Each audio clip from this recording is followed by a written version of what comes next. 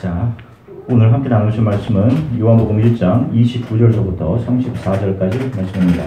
요한복음 1장 29절서부터 34절까지 함께 한 목소리로 하나님 말씀을 함께 읽으시겠습니다. 이튿날 요한이 예수께서 자기에게 나아오심을 보고 이르되 보라, 세상 죄를 지고 가는 하나님의 어린 양이로다. 내가 전에 말하기를 내 뒤에 오는 사람이 있는데 나보다 앞선 것은 그가 나보다 먼저 계십니다 한 것이 이 사람을 가리킵니다. 나도 그를 알지 못하였으나 내가 와서 물로 세례를 베푸는 것은 그를 이스라엘에 나타내려 함이라 하니라. 요한이 또 증언하여 이르되 내가 보매 성령이 비둘기같이 하늘로부터 내려와서 그의 위에 머무르더라. 나도 그를 알지 못하였으나 나를 보내어 물로 세례를 베풀라 하신 그이가 나에게 말씀하시되 성령이 내려서 누구 위에든지 머무는 것을 보거든 그가 곧 성령으로 세례를 베푸는 이인 줄 알라 하셨기에 내가 보고 그가 하나님의 아들이심을 증언하였노라 하니라. 아멘. 잠시 기도하겠습니다. 사랑해 주님, 참 감사합니다. 주님, 한 주간 동안 또 세상 속에서 있다가 함께 모여서 잊고 살았던, 또 두려움 속에 묻어두었던 우리의 작은 믿음을 주님 앞에 내어놓고 연약하고 부족한 모습을 하나님께 아뢰게 하셔서 감사합니다. 어떤 모습이든지 주님의 발 앞에 엎드려 주님을 바라는 자들을 멀리하지 않으시고 항상 그들과 가까이 계셨던 주님께서 오늘 우리와 가까이 해주시기를 소망합니다. 또 사랑하는 우리 요셉 형제가 주님께 드린 찬양의 고백 하나님께서 들으시고 그가 이제 이 미국에 첫 발을 내딛었습니다. 하나님, 참 어디로 가야 될지 어떻게 해야 될지 참 마음이 답답하고 두렵고 떨림이 그 마음에 있습니다. 섬세한 하나님께서 인도하셨음을 믿습니다. 하나님, 주님만을 온전히 신뢰하며 발을 내딛게 하시고 하나님께서 그가 내딛는 발 한 자국 한 자국마다 주님께서 예비하신 곳으로 정확히 인도해 가주시기를 간절히 소망합니다. 하나님 말씀이 선포될 때 우리의 마음속에 있던 우리 자신들을 무너뜨려 내어주시기를 간절히 기대합니다. 감사드리며 예수 그리스도 이름으로 기도드립니다. 할렐루야. 한 주간 동안 여러분 평안하셨습니까? 이제 병재 너무 감사합니다. 귀한 찬양으로 섬겨주셔서 감사해요. 자, 우리가 지난주에 세례식, 그리고 이제 지난주에는 유아 세례식이 있었습니다. 세례에 대해서는 많은 논쟁들이 있어요. 설교가 조금 어려울 수 있겠지만 여러분 좀 집중해서 오시면 또 중요한 그 복음의 내용들을 여러분들이 이해하실 수 있을 겁니다. 기독교 교리의 대표적인 학자인 칼 바르트가 쓴 세례에 관한 교회의 가르침이라는 책을 보면 세례에 대한 내용들을 잘 정리해 놓고 있어요. 세례에 대한 여러 가지 개혁주의 교리들을 자르고 있고 그는 여기서 유아 세례를 반대하고 있습니다. 신앙의 고백이 없기 때문에 어린아이에게서는 신앙의 고백을 우리가 이끌어낼 수 없기 때문에 세례를 줄 수 없다는 것입니다. 맞는 이야기예요. 적어도 세례라는 행위가 의식 자체로 의미를 가질 때는 이것이 맞는 이야기입니다. 그러나 성경을 보시면 자녀는 그가 결혼해서 가정을 이루어 남편과 아내와 한 몸이 되기 전까지는 부모와 한 몸으로 간주합니다. 이것이 히브리적인 전통이에요. 그래서 성인이 될 때까지 부모의 신앙의 고백은 아이가 장차 신앙을 고백할 뿌리예요. 그리고 훗날 아이는 교회와 성도 그리고 하나님 앞에서 자신의 신앙을 고백함으로 입교가 되는 것입니다. 그러므로 유아 세례는 의미가 있는 거예요. 단 전제가 있어요. 부모가 믿음으로 살아갈 때. 아이가 자랄 때까지 부모는 아이의 신앙의 뿌리가 형성되도록 신앙의 본을 보이셔야 돼요. 부모가 믿음대로 살지 못하면 아이는 믿음을 가질 이유를 절대로 발견하지 못해요.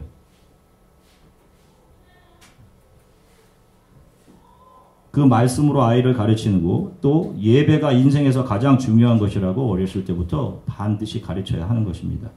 그리고 그렇게 아이에게 자리 잡은 신앙이 자라 언젠가 자신의 입으로 신앙 고백을 하게 되는 거예요. 자, 그러면 성경의 세례는 어떤 의미를 가지고 있는 것일까 좀 한번 살펴볼게요. 자, 이것은 의식 자체로서 어떤 의미를 가지고 있는 것일까? 아니면 그 이면의 어떤 중요한 내용들을 담아내고 있는 것일까? 사실 기독교사에선 세례의식, 물을 머리에다 대는 의식과 침수하는 의식으로 교단 간의 나눔과 이견이 계속되어 왔습니다. 침례교회에서는 세례라고 하지 않아요. 세례라고 써놓고 침례라고 읽습니다. 그러니까 잠그는 의식이 정말 세례라는 것, 그것이 정말 진정한 의미의 세례다라는 강한 주장이에요. 형식이 중요하다라는 것입니다. 자, 그러면 과연 하나님 나라의 시민권, 하나님의 자녀됨이 세례를 통해서 확정되는 것일까요, 여러분? 세례를 받은 사람들은 모두 다 하나님 나라를 유업으로 받을 수 있는 것일까요? 세례를 받는 것이 보증이 될 수 있는 것일까요, 여러분? 자, 여러분들 중에 세례 받으신 분들은 어떠세요? 여러분들이 받으신 세례가 내가 하나님 나라에 들어가는데 보증이 된다는 생각을 하십니까? 예전에 어떤 청년이 저를 찾아와서 자신은 군대에 있을 때 세례를 받았는데 다시 받고 싶다는 겁니다. 그래서 왜 다시 받으려고 하냐 물었더니 그때 심한 가뭄의 때여서 여름이었는데 물이 많이 부족해서 세례를 주시는 목사님이 물을 공중에 뿌리셨답니다. 그래서 자신은 한 방울 정도 맞았나 안 맞았나, 그래서 이게 내가 정말 세례를 받은 건가, 이게 늘 궁금했대요. 여러분들은 어떻게 생각하세요? 이 청년은 세례를 받은 걸까요? 받지 않은 걸까요? 자, 분명히 말하지만 세례나 침례의식은 우리가 하나님의 나라에 들어가는데 어떤 자격도 부여하지 못합니다. 우리가 물을 뿌리거나 잠금을 통해 배우는 세례는 진정한 세례의 그림자일 뿐이에요, 여러분. 이것을 놓치면 안 되는 거예요. 세례의식을 받았다고 하나님의 나라에 들어갈 자격을 획득하는 것도 아니고, 세례의식을 받지 못하고 죽었다고 해서 하나님 나라에 들어가지 못하는 것도 아닙니다. 참 안타까운 것은 또 일부 침례교회들 중에서는 다른 교단에서 세례를 받은 사람들의 세례를 인정하지 않고 어떤 직분을 받으려면 반드시 다시 침례를 받게 하는 그런 교회도 있어요. 이런 행위 또한 비성경적입니다. 세례나 침례는 받는 사람의 믿음의 고백 위에 주어지는 거예요. 믿음의 고백이 없으면 세례나 침례는 주어질 수가 없어요. 물을 뿌리는 형식으로 의식을 치른 사람 역시 마음속에서의 믿음의 고백을 통해 세례를 받은 것입니다. 이전 교회에서. 그런 고백을 무시하고 다시 침례를 받게 하는 행위는 그 이전의 믿음의 고백이 백지화다라는 것과 마찬가지예요.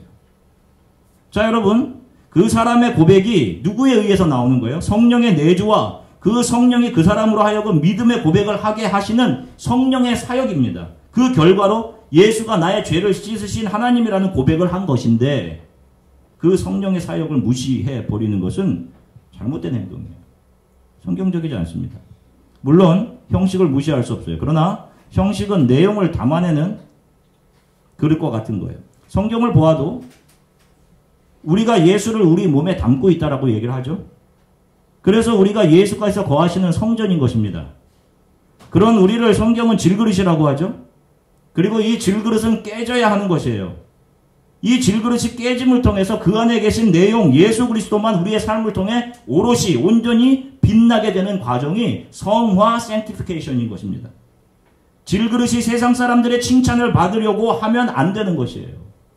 그런데 지금 기독교의 문제는 이것입니다. 질그릇들이 자기가 모든 영광과 칭찬을 가로채려고 한다니까요. 마찬가지로 세례의 형식은 그림자로서 그것이 담아내고 있는 본질이 있는 것입니다. 성경에는 세례를 의미하는 단어가 두 가지로 나타나요. 하나는 밥토이고 다른 하나는 밥티조입니다. 밥토라는 단어 안에는 담그다, 잠그다라는 의미를 가지고 신약 성경에 4번 등장해요. 밥토라는 단어는. 자, 그 중에 하나를 제가 살펴볼게요. 누가복음 16장 24절입니다. 누가복음 16장 24절 함께 읽으시겠습니다. 불러 이르되 아버지 아브라함이여 나를 긍휼히 여기사 나사로를 보내어 그 손가락 끝에 물을 찍어 내 혀를 서늘하게 하소서. 내가 이 불꽃 가운데서 괴로워하나이다. 자, 여기서 손가락 끝에 물을 찍다라는 데 사용된 단어가 밥토입니다. 자, 또 뭐 같이 읽진 않겠지만 마지막 만찬식에서 예수께서 빵 한 조각을 찍어 이런 표현이 나옵니다. 거기에 사용된 단어 역시 밥토예요. 적시다 의미로 사용된 단어인데, 일단 이 단어에서 무엇인가에 적시고 담그기는 하는 의미로 사용되었지만 그것이 반드시 침수를 의미하는 것이 아님은 문맥을 통해서 분명히 알 수 있어요. 손에 물을 찍는 사람이 반을 담갔다가 뺄 수도 있는 것이고 만약에 형식을 이야기한다면 3분의 1을 담갔다가 뺄 수도 있는 것이고 하는 것이기 때문입니다. 자, 그리고 세례의 또 다른 어휘는 밥티조입니다. 밥티조. 이 말을 영어에서 그대로 가져왔어요. 그래서 baptize라고 가지고 온 것입니다. 자, 이 단어는 씻다, 담그다, 씻어, 변하다 라는 의미를 가지고 있어요. 자, 만일 이것이 담그다라는 형식만을 나타내는 단어라면 그런 의미로 쓰였다면 이것을 번역한 영어 성경도 immerse라는 단어를 가져와야지 맞는 거예요. 물에 잠기다, immerse라는 단어. 자, 그런데 영어 성경은 이 단어를 그대로 가지고 와서 baptize라는 단어를 만들어냈어요. 그냥. 이것은 겉으로 드러난 형식이 아닌 그 안에 어떤 의미를 담고 있다라고 보기 때문에 영어 성경의 번역자들이 그렇게 번역을 한 겁니다. 물을 머리에 뿌리건 침례탕에 들어가서 몸을 담그든지 immersing을 하든지 그것은 형식인 거예요. 무엇인가 이것 말고 본질이 있다라는 이야기입니다. 그런데 형식을 가지고 그 내용까지 부정해버리는 것은 마치 한비자에 나오는 매독 환주와 같은 거예요. 상자가 너무 아름다워서 그 안에 있는 진주를 돌려보내는 거죠. 상자만 가지고. 자, 이 밥티조라는 단어가 의미를 가지고 있으면 고대 문헌에서도 나타나요. 주전 약 400년 전부터 밥티조라는 단어가 사용되기 시작해서 주후 2세기까지 이 단어를 썼던 증거들이 문헌에 있습니다. 그 문헌들에서 대부분 밥티조라는 단어는 변화를 나타낸다는 의미를 썼어요. 아까 씻어서 변하게 하다라는 의미가 있었죠. 자, 한 예를 들어볼게요. 주전 200년경에 살았던 니칸더라는 사람이 쓴 요리법이 있습니다. 소금에 절인 음식을 만드는 요리법에 대해서 적은 글을 보면 이렇게 되어 있어요. 채소는 끓는 물에 담가야 하고 밥토라고 썼어요. 이 단어를. 소금을 탄 물에 밥티조 해야 된다. 담가야 된다. 소금을 담근 물에. 이렇게 기록되어 있어요. 자, 여기를 보면 채소가 소금에 절여지는 것, 밥티조 되는 것은 영구한 변화를 나타내는 어떤 것을 다 이야기하는 거예요. 채소가 그 상태가 되는 것이 아니라 소금에 절여져서 이전과는 전혀 다른 모습으로 변화되는 것을 이야기하는 것입니다. 바로 그 의미를 밥티조라고 쓴 거예요. 갈라디아서 3장 27절입니다. 함께 읽을게요. 갈라디아서 3장 27절입니다. 누구든지 그리스도와 합하기 위하여 세례를 받은 자는 그리스도로 옷 입었느니라. 아멘. 자, 이 말씀은 단순한 물에 잠긴다든지 물을 머리에 뿌린다든지 하는 형식의 세례를 말하는 것이 아니에요. 세례의 본 의미, 내용을 말하고 있는 것인데 바로 그리스도와 밥티조한 사람, 다시 말해서 예수 그리스도로 인해 다시 태어난 사람, 변화된 사람은 이 세상의 옷을 벗고 세상에 대해서 죽고 그리스도와 합해졌다라는 의미를 담고 있는 거예요. 그래서 성경에서의 세례 밥티조는 예수 그리스도 안에서 다시 태어남, 거듭남을 말하는 것입니다. 그래서 예수께서 니고데모에게 그런 말 하시잖아요.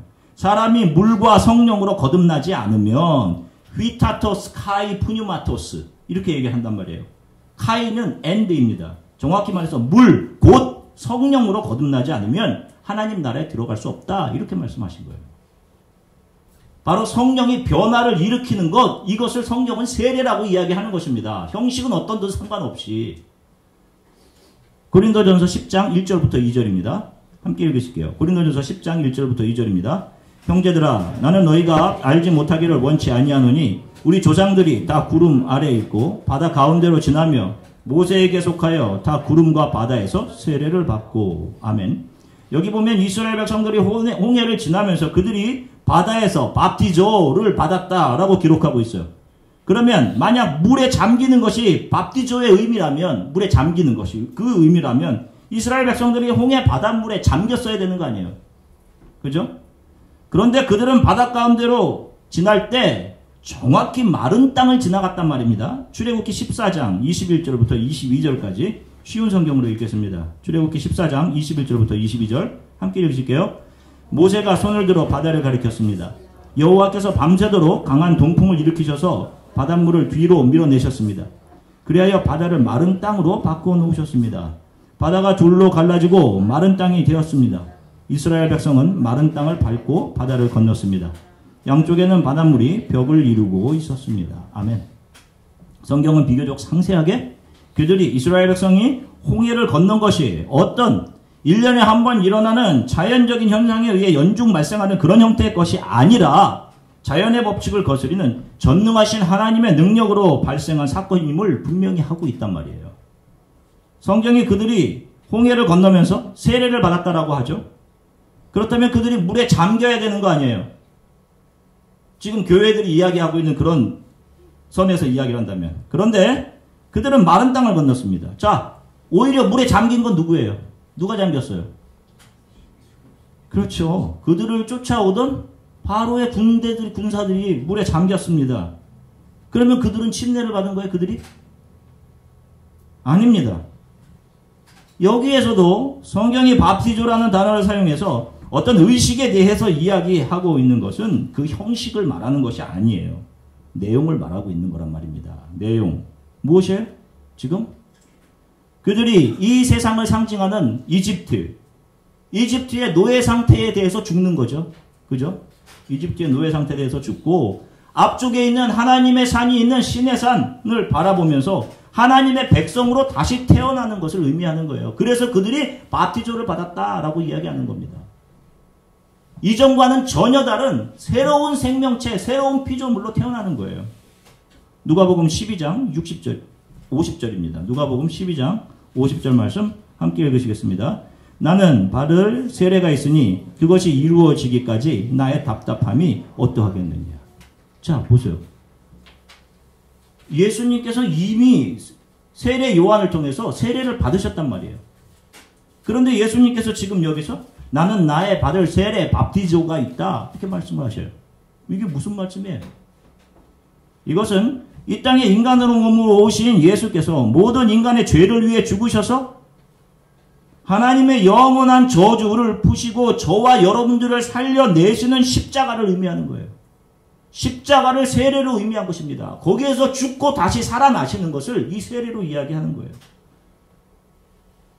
죽으시고 부활하셔서 전혀 다른 상태로 변화되시는 것에 대해서 세례라고 말씀하시는 겁니다. 그래서 세례를 이야기할 때 그 형식을 이름에 담아 침례라고 하지 않고 성경에 세례라고 써 있는 거예요. 세례는 무엇입니까? 씻을세. 죄를 씻어낸다 라는 그런 의미로 성경에 세례 이렇게 기록하는 것입니다. 자, 세례 요한이 베푼 세례는 자신의 죄를 인식하고 회개하는 회개의 세례였었어요.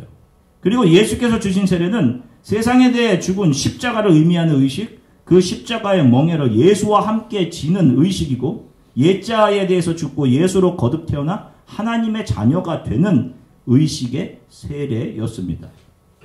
성경이 말하는 세례 밥티조는 형식의 문제가 아니라 세상에 대해서 죽음, 십자가, 그리고 예수 그리스도로 인해 거듭남이라는 변화를 이야기하는 거예요. 저와 여러분들 중 세례나 침례를 받으신 분들, 그 의식의 형식이 어떠했건 상관없이 여러분들이 받으시는 세례나 침례는 나라는 존재의 죽음과 예수 그리스도로 거듭나 하나님의 나라를 소망하게 되는 삶, 거듭남을 의미하는 거예요. 이렇게 우리는 세례를 통해 우리의 믿음의 고백을 통해 이 세상의 사고방식이 아닌 하나님의 나라를 소망하며 그 나라의 증인으로 이 땅을 살아가게 되는 것입니다. 그래서 군대에서 물이 모자라서 한 방울 정도 머리에 튄 것 같으신 분도 내 죄와 허물로 내가 죽은 죄인이고 나의 모든 죄를 예수 그리스도께서 십자가에 흘린 보혈로 다 씻으셨으며 내가 소망하는 것은 이 세상의 것이 아닌 위에서 부르신 부르심임을 믿음으로 고백하고 세례를 받았다면 그것은 세례를 받으신 것이고 다시 세례나 침례를 받을 필요도 요구할 필요도 없는 거예요. 창세기 2장 7절의 말씀입니다. 함께 읽으시고요. 창세기 2장 7절입니다. 여호와 하나님이 땅의 흙으로 사람을 지으시고 생기를 그 코에 불어넣으시니 사람이 생명이 되니라. 아멘. 자, 전에 말씀드렸듯이 생명이라는 말은 히브리어로 네페시 하야입니다.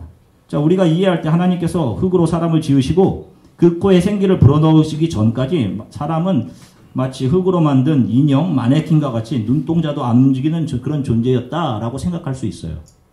그래서 생명을 불어 넣어 주신 다음에 사람이 움직이고 이렇게 뭐 어떤 존재가 되었다 이런 생각할 수 있습니다. 그런데 성경이 말하는 네페시라는 단어 자체는 존재를 이야기를 해요. 존재. 그리고 그 존재가 하나님께서 생명을 불어넣어 주심으로 네페시 하야가 됩니다. 하야 리빙이라는 뜻이에요. 살아있는 존재. 그러니까 성경에서 이야기하는 존재와 살아있는 존재는 다른 개념이에요. 네페시가 되기 전에 살아있는 네페시가 되기 전에 네페시 존재를 만들어 놓으신 것입니다. 네페시라는 것은 마네킹처럼 움직이지 않는 혼이 없는 존재를 말하는 것이 아니라 존재하기 위해 필요한 육적, 혼적인 요소를 다 포함해서 네페시라고 하는 거예요. 창세기 1장을 보면 하나님은 하늘의 새와 물고기 동물들을 창조하십니다. 그죠? 그런데 그들을 가리켜서도 네페시라는 단어를 사용하셔요. 하나님이 새와 물고기 동물들에게도 생기를 불어넣어 주셨습니까? 아니에요. 그들은 각자 창조주가 부여한 존재의 목적에 맞게 being, 존재한 겁니다. 그렇게 창조된 거예요. 그리고 이 존재가 그 존재의 목적에 맞게 100% 도달된 상태를 행복, 복이라고 하는 겁니다. 여러분 이 복의 개념을 잘 아셔야 돼요. 존재가 그 존재의 목적에 맞게 100% 도달한 상태가 복이에요. 자, 창세기 1장 22절의 말씀입니다. 함께 읽으실게요. 하나님이 그들에게 복을 주시며 이르시되 생육하고 번성하여 여러 바닷물에 충만하라. 새들도 땅에 번성하라 하시니라. 자, 여기를 보면 하나님께서 물고기들과 새들에게 복을 너희들이 복받아라 이렇게 복을 주신단 말이에요. 그들에게. 자, 이 복이라는 것은 바라크입니다. 복의 내용이 무엇일까요, 여러분? 물고기 새들에게 주시는 복이 무엇일까요? 물고기 새들에게 돈 주는 겁니까? 명예를 주는 거예요? 자규를 주는 겁니까? 물고기 새들에게 좋은 집을 주는 겁니까? 어떤 거예요? 네펫이 창조주가 주신 목적을 가진 존재로서 존재하면서 그 목적을 100% 이루는 것, 이것이 복이라니까요. 이 복을 그 네펫이들 물고기와 하늘의 새들에게 주신 것입니다. 그래서 여러분 연어들은 수만 킬로를 여행해서 자기가 태어난 곳으로 정확히 돌아와 거기서 알을 낳는 번식을 한 후 생애를 비참하게 마감해요. 거기 오면 뭐 기다리고 있잖아요. 이렇게 곰들이 기다리고 있고. 인간이 보기에는 무모해 보이고 가련해 보이죠. 그 인생이. 그죠? 연어들에게는 그것이 바로 네펫이로서의 행복이며 생애 만족이며 그것이 복이고 바라큰 거예요. 여러분. 이렇게 존재가 자신의 존재 목적을 100% 찾아 이루는 것을 행복이라고 합니다. 그래서 인간은 어떠한 방식으로든지 행복을 찾을 수밖에 없는 거예요. 행복을 찾아 헤매는 존재예요. 그래서 히브리 사람들은 복을 받았다 라고 하는 말과 하나님이 함께 하신다라는 말을 동일시했어요. 복 받았다라는 말은 하나님이 함께 하신다는 말. 그래서 성경에서 메시아 예수 그리스도의 이 땅에 오심을 전한 천사가 요셉에게 뭐라고 합니까? 임마누엘, 하나님이 우리와 함께 하신다라고 얘기하잖아요. 이 사실이 인류에게 가장 큰 복으로 선포되고 있는 거예요.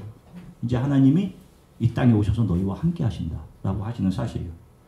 인간은 네펫이 하야, 유일하게 하나님의 생기를 받은 존재로서 하나님께만 순종하며 하나님을 기쁘시게 하는 존재로 다른 네펫이들의 존재 목적과는 다르게 창조되었어요. 하나님께 순종하고 하나님을 기쁘시게 하는 목적으로 창조된 겁니다. 그래서 인간에게 네펫이들에게 생기가 불어넣어져 네펫이 하야라는 존재가 된 거예요. 그런데 인간이 죄를 짓고 스스로 하나님이 되어 죽은 자, 영원한 죽음으로 가는 자가 되어버렸습니다. 이 세상에 있는 모든 사람들이 지금 그런 상태예요. 그 이유를 쉽게 찾을 수 있어요, 여러분. 자, 인간들이 행복을 찾는 목적을 한번 보세요. 여러분들도 생각해 보세요. 나는 어디에서 지금 행복을 찾고 있는지, 나는 무엇에서 행복을 느끼고 있는지, 하나님을 기쁘시게 하는 삶, 하나님께 순종하는 삶, 예배하는 삶, 그리스도 예수께서 보여주신 십자가의 삶, 내가 무너지는 삶, 내가 낮아지는 삶, 여기에서 여러분들이 행복을 느끼고 계세요? 질그릇처럼 내가 부서지는 삶을 행복으로 느끼고 계시냐고요? 세상 사람들은 그렇다 쳐도 교회 안에 있는 사람들이 세상에 있는 것으로 자기가 더 옷 입기를 원한다니까요? 질그릇인 내가 마치 아니 질그릇 말고 금그릇이 되게 해주세요라고 한다니까요, 여러분.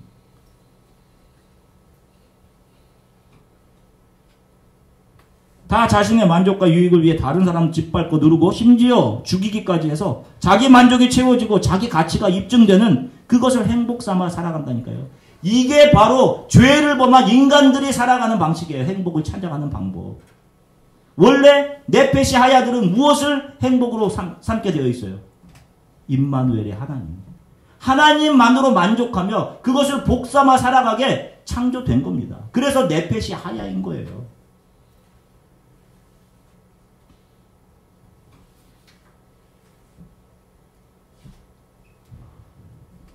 이렇게 죄와 허물로 죽어서 하나님과 원수되어 네페시 하야가 아닌 네페시 상태로 되돌아가 살아가던 자들에게 하나님의 은혜가 빛으로 찾아와 그들을 만나주시고 그들 안에 있는 죄를 보게 하시고 자신들이 하나님의 뜻에서 얼마나 멀어졌는지 얼마나 이기적이었는지 그들 안에 있는 죄의 깊이를 보게 하시고 그 죄를 십자가의 은혜로 덮어내시고 그들을 하나님의 자녀 삼아 그들에게 하나님 나라를 소망하고 보게 하시며 살아가게 하셨습니다.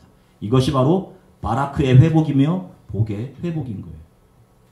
그래서 이들이 그들 자신들 안에 있는 예수, 그 임마누엘 예수로만 만족하며 살고 오히려 자신의 무너짐과 깨짐과 낮아짐을 이 세상을 살면서 감사하고 그분의 용서와 따뜻함을 삶으로 반사해내면서 살아가게 되는 거예요.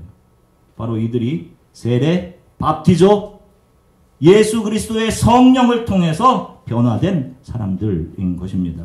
시편 73편 28절을 쉬운 성경으로 한번 같이 읽을게요. 시편 73편 28절입니다. 나의 복은 하나님을 가까이 하는 것입니다. 주 여호와는 나의 피난처이십니다. 주께서 하신 모든 일을 내가 전파하겠습니다. 이 고백이 하나님이 내 안에, 예수가 내 안에 있는 사람들의 고백이고 이것이 모든 크리스찬들의 사명인 거예요. 내게 임한 주의 사랑을 전하며 사는 것, 그의 복을 증거하며 살아가겠습니다 하는 거예요. 우리 안에 있는 죄성은 우리로 하여금 네페시적인 추구들을 행복으로 삼고 그것을 복으로 여기며 살아가도록 우리를 부추깁니다. 한 주간도 여러분들이 많이 힘들었을 거예요. 근데 여러분 한번 잘 생각해 보시라고요. 대부분의 것들은 내가 경쟁에서 뒤처지면 어떻게 하나? 졸업을 못하면 어떻게 하나? 직장을 못 구하면 어떻게 하나? 그런 것들이에요. 여러분들 안에 염려의 대부분들 한번 살펴보시라고. 이 세상에 있는 문제들일 거예요. 이 땅에 잘 정착하기 위한 것들. 그 안에서 자기 주장하고 자기 가치 증명하면서 살아가려고 하는 것. 이것이 죄와 허물로 죽은 인간들의 모습, 네페시의 모습이에요. 성령으로 변화받기 이전의 모습이란 말입니다. 적어도 우리가 예수 그리스도로 변화되었다면 우리들의 모습은 그 추구에서 예수만으로 만족하는 자리로 나아가고 있어야 해요. 여러분 실패할 수 있어요. 두려워하고 걱정했어도 다시금 예수의 발 앞에서 예수만이 나의 힘입니다. 내가 연약해서 또 의심하고 무너졌습니다.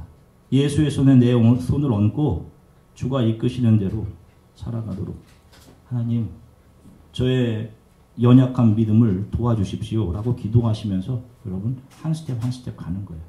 우리 크리스찬들은 이 세상에서 잘 되고 좋은 차 타고 좋은 집 사고 좋은 것 입는 것을 복이라고 여기시는 분들이 있는데 아닙니다, 여러분.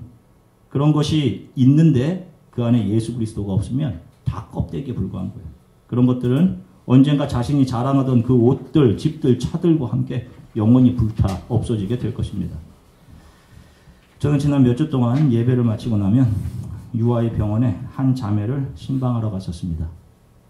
그래서 한 달이 됐어요. 이제는 더 이상 못 갑니다.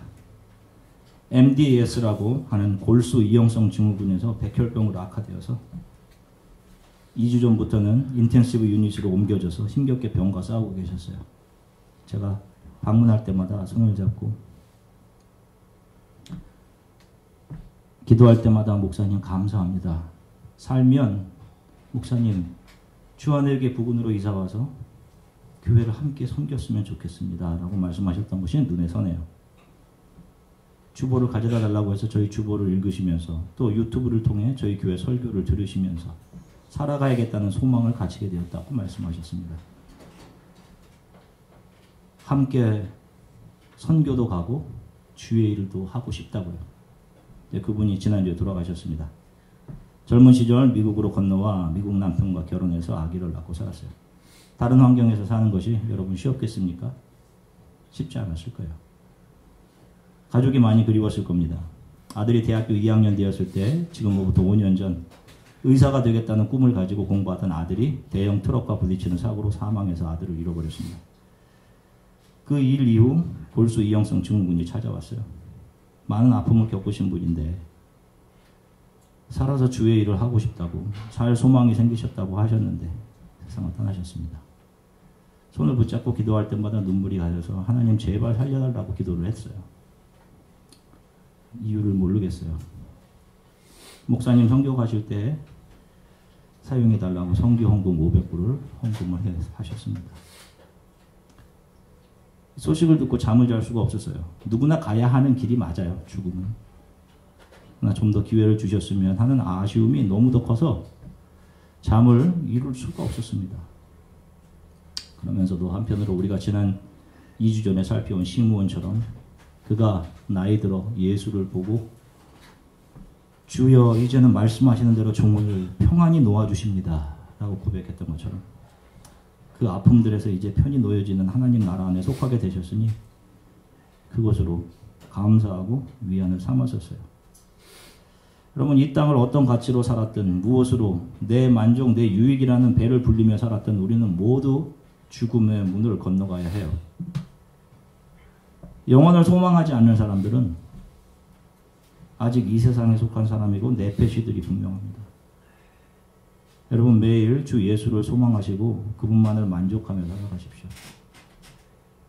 하나님의 도움의 손이 보이지 않으시다면 지금 있는 이 자리까지 인도하신 하나님을 생각해 하세요. 바울처럼 내 안에 사는 것이 예수 그리스도입니다. 내가 죽는 것도 유익합니다. 라는 고백을 하며 한 주간을 살아가십시오. 이것이 복음이고 우리 크리스찬들이 걸어가야 되는 길이에요. 세상에 우리는 이 세상의 가인들에게 손가락질 당하고 심지어는 맞아 죽게 되어 있습니다. 그러나 그들이 하나님 앞에 서게 되었을 때 예수가 입혀주시는 옷으로 영광스럽게 옷 입고 주께서 우리가 이 땅에서 흘리신 모든 수고와 이 땅에서 겪은 모든 환난의 눈물을 닦아주시는 것으로 이 모든 역사는 끝나게 되는 것입니다. 여러분 이것을 소망 삼아 한 주간을 기쁨 가운데 소망하시며 살아가게 되시기를 주 예수 그리스도의 이름으로 간절히 축원합니다. 잠시 기도하시겠습니다. 주님 제 안에 여전히 두려움도 많고 이 세상에 대한 사람도 있고 걱정도 있고 내 주장도 많이 있습니다. 하나님 주님께서 저의 연약함을 잘 아십니다. 저를 도와주십시오. 하나님 이곳에 와서 다른 복 구하며 살아가지 않게 도와주십시오. 그리스도가 내 안에 계신 것만으로 만족하며 기쁨 잃지 않고 살아가도록 하나님 도와주십시오. 내 앞에 어떤 것을 준비하고 계시던 하나님 기쁘게 주님께서 준비하신 것이라면 기쁘게 이 길을 걸어가게 해주십시오. 사탄이 이 세상이 내 안에 있는 구원의 기쁨을 빼앗지 못하게 하시고 주님 이외에 다른 것 구하지 않으며 가기를 소망합니다. 이곳에서 내 자존심과 옛사람이 더 무너지고 내 안을 채운 예수만 더 빛나는 신앙인의 모습으로 예수의 증인으로 그렇게 더 저의 믿음이 자라나게 해 주십시오. 우리 이렇게 잠시